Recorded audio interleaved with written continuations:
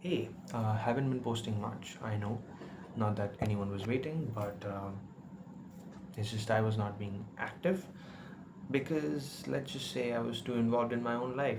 You know, past few months, life is completely flipped, and I'm having the best time of my life, and so very involved in my own life, and haven't been thinking much about these fictional characters that I latched onto at a very young age to survive. Dark. Right. But today I felt I should talk about something. This one thought struck me, and I was like, need to get it out because it ruined the hype for me. Well, as you might know, Spider-Man Brand New Day is coming up. It's the fourth movie starring Tom Holland, directed by Destin Daniel Cretton, and this movie is about to release very soon, actually 31st July. Now, the thing about this movie, what stands out is the tone, because Peter Parker is very depressed. The teasers that show Peter has a very weird understanding of what Aunt May said. I could say to an extent, it's incorrect. Peter thinks that his responsibility is his duty is to keep the truth of his identity from MJ and Ned to protect them. But he forgets responsibility is also to let people know the truth. Um, I guess we'll find out what happens in the movie, but that's what we get from the teaser. And it's a very heartbreaking tale. You see, Peter Parker is very depressed. Peter Parker is broken, and I genuinely felt bad for the guy. But I now see that there is a whole community of Spider-Man lovers who are enjoying this, and I get it, because Spider-Man is supposed to be that depressed guy. But I thought we always celebrated the coming out of a depression thing. I didn't know that this is what Spider-Man is. I mean, on X, formerly known as Twitter, tweets are being flooded with people expressing their love and excitement to see a broken version of Peter Parker. Now I know why that might be the case in this particular generation, in this era, because I think to us, to Gen Z, relatability is more important than refreshment when it comes to entertainment, which is weird, but it is what it is.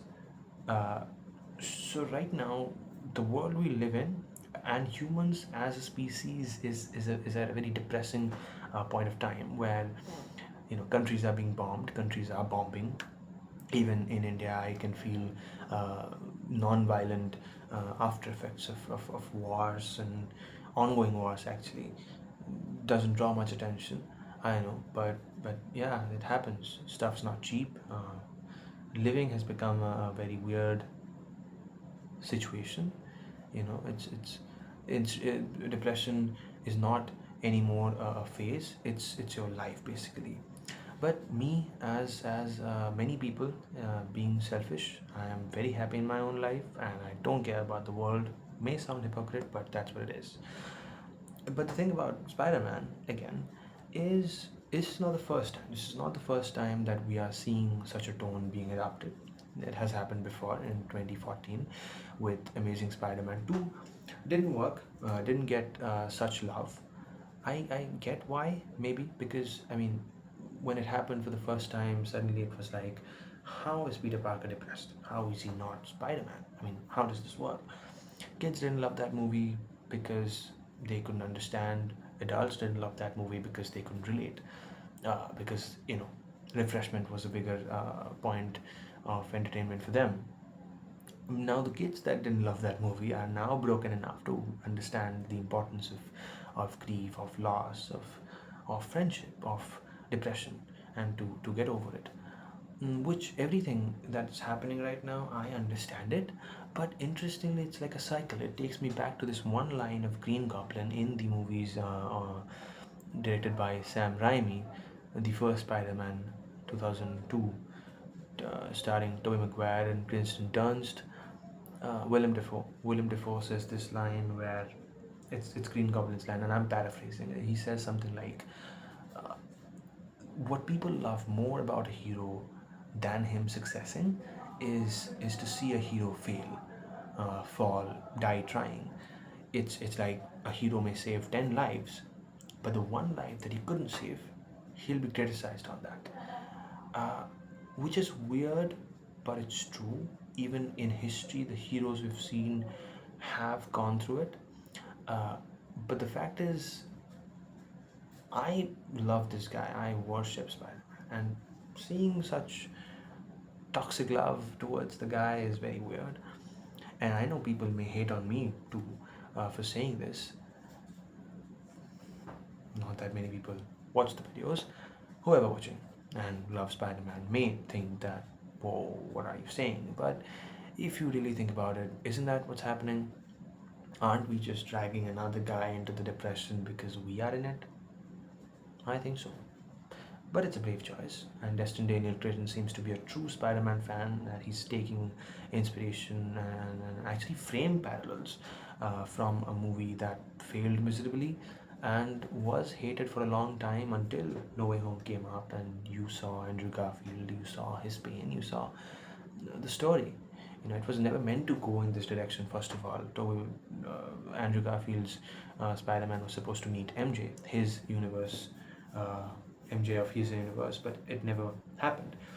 And as it turns out, you saw a depressed version of Peter Parker in No Way Home, which you were never supposed to see, but you saw, and it weirdly worked. And right now seems the perfect time to bring a movie that deals with depression, because I guess people need it. And right now people are celebrating the depression, but I hope by the end of the film, we all, as a community of Spider-Man lovers and people who will be watching Spider-Man for the first time, I hope you get the inspiration to deal with your problems, to get over them, and talk more openly about depression. About uh, don't suffer alone. Basically, that's what I'm saying. Don't suffer alone.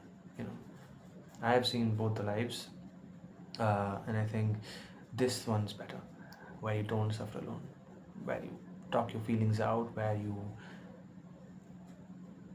just care about the people who love you. You know, that's what Spider-Man teaches you, right? Responsibility.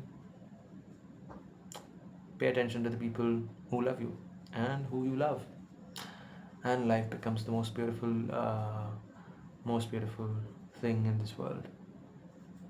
I love Earth for the people in it, for the people in my life.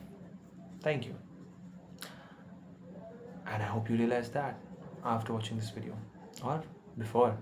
Don't want to waste your 8 minutes. Bye.